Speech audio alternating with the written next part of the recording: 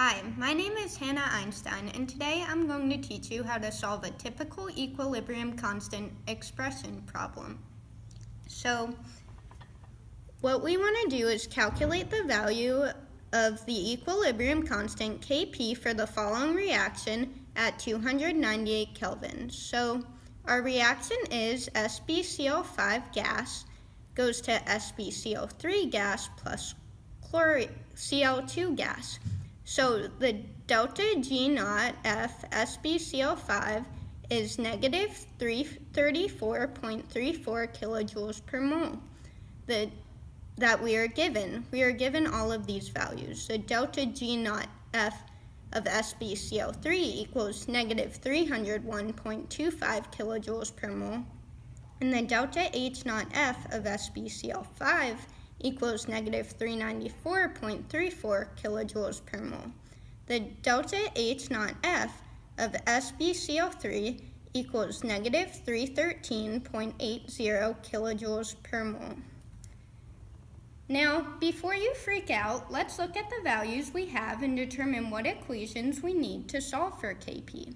So the target equation that we need that links deltaG and K is ln K equals negative deltaG over RT. So we know R is a constant, and R equals 8.314 joules per Kelvin mole, which equals 0.008314 kilojoules per Kelvin mole. And we know the temperature is 298 Kelvin, so we're at standard conditions. So again, our equation is SbCl5 gas goes to SbCl3 gas plus Cl2 gas. So deltaG naught of the reaction equals deltaG naught of the products minus deltaG naught of the reactants. And we need this because that is the only missing value that we need to solve for K. So when we do that, we do negative 301.25 kilojoules per mole minus negative 334.34 kilojoules per mole. So then we get 33.09 kilojoules per mole. We ignored chlorine, CO2, as a product because it is in its elemental state. CO2, the deltaG of CO2 is 0. So now we can use our target equation.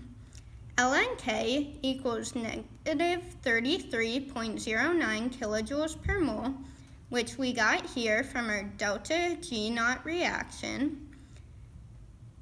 And we take that and divide it by RT, so 0.008314 kilojoules per Kelvin mole times 298 kelvins. So when we take the negative 33.09 and divide it by RT, we get ln K equals negative 13.36. But we want to get rid of the ln K, so we have to use log rules.